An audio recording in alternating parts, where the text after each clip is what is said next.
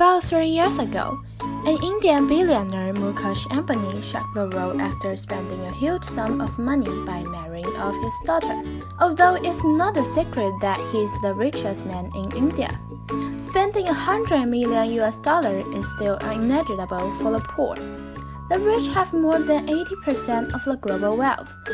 But while their wealth has been increasing, the wealth of the poor doesn't seem to grow. The attractive words like getting rich overnight fascinate people, making them swarm around like flies. However, it didn't solve the root of the problem. Instead, it only empties their savings, leading to despair of life. To make a living, stealing, abducting, robbing, and cheating are endless. The public order deteriorates day by day. The mentality of despising the poor or hating the rich continues to divide the society. The M-shaped society only widens the gap between the poor and the rich. When a large-scale disaster comes, like the COVID-19, the income inequality problem will be exposed. The rich can return to normal life in less than a year, while the poor have to spend years to make their life back to normal. This kind of social phenomenon becomes a vicious cycle. Lacking money, those from poor families are unable to be educated to change their life. With time, this social phenomenon also expands to the upper middle class. Due to the economic depression, highly educated people are gradually losing their will to work because of the low salary.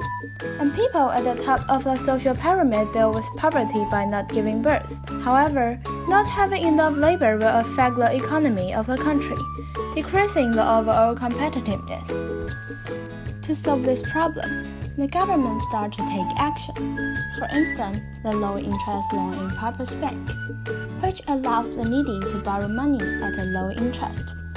It not only provides a chance for the needy to invest, but maintains the operation and development of the bank. In addition, the government also embarked on reinforcing educational resources for those in need, allowing them to have marketable skills to earn a living. Although there is still a gap, what we can do is to keep the gap from widening or even make it smaller. Apart from relying on the government's policy, we, as normal people, can also make small contributions to this society. For example, voluntary funds from non-governmental organizations can make the most of donations from people. The next generation might face a more critical gap between the rich and the poor, as that will be a more unequal society. Therefore, now we need to take active action to remedy it, hoping that one day the rich will not be complaining about money, and the poor will be struggling for survival.